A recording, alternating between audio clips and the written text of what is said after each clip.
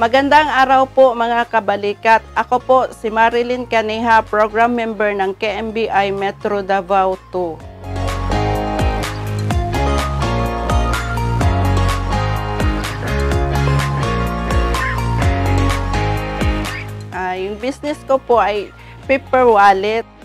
Nagsimula pa noong 2013.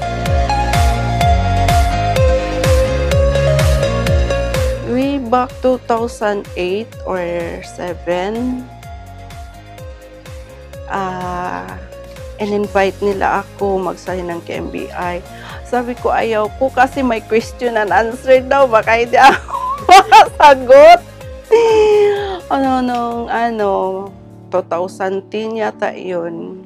Nagporsige na kasi magka-college na anak ko. Sabi ko, try ko na lang. Ginawa nila ako treasurer. Pag-start ko talaga ng KMBI, ma'am, wala pa po akong business. Ang iniisip ko lang talaga is insurance po. Hanggang sa nag-start ako ng paper wallet, nagdagdag na ako ng loan para dagdag capital po. Kasi binili ko lahat ng gamit, materialis like yung makina pang tahi po. Kasi ma'am, need lang talaga may pagkitaan na panahon na yon. Noong 2013 is na-diagnose ako ng cancer. Tapos, nahinto sa trabaho yung asawa ko, nag-aaral pa yung anak ko. So, kailangan maghanap ng extra income po. Kaya nasa isip ko, mas mabuti maghanap ako ng business na nasa bahay lang ako at the same time, maalagaan ko pa yung pamilya ko. Tapos, nasa bahay lang.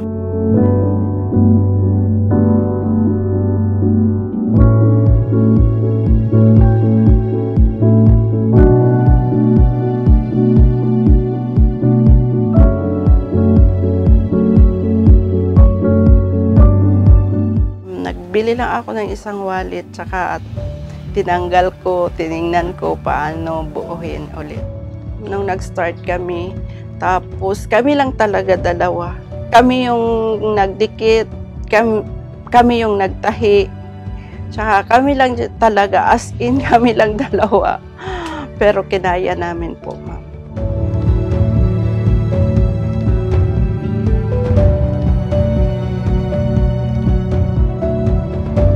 Pumunta lang ako sa Aldibingco. Tsaka wala akong ideya paano ko i-market. So pagdating namin doon, kasama ko yung center chief namin sa KMBI. Doon kami start tayo uli. So doon kami ma'am, na tuloy ang business kasi dire-diretso naman pagdating September hanggang December. Hanggang sa tuluyan, parang hindi na namin kaya nagkuha na kami ng mga tauhan po.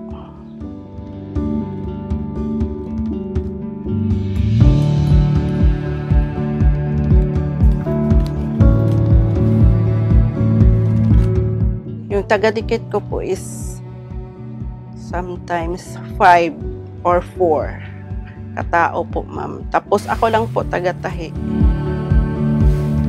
Dahil sa negosyo ko, na paper wallet, marami akong natulungan, mga pamangkin ko, nakapagpatapos ako ng anak ko. Sa ngayon, I'm blessed na nakapabahay na ako.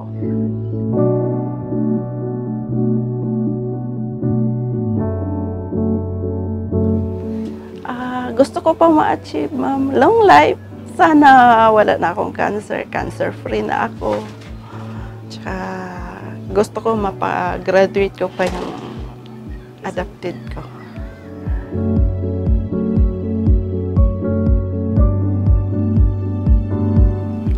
Sa pagninegosyo, kailangan nakapokus, kailangan talaga oras, panahon, tutukan yung business po.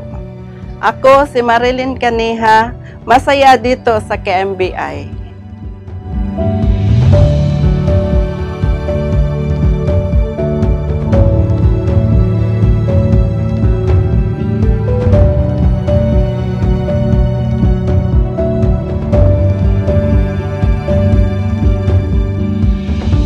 maganda sa pagninegosyo, kumikita ka na, nakakatulong ka pa.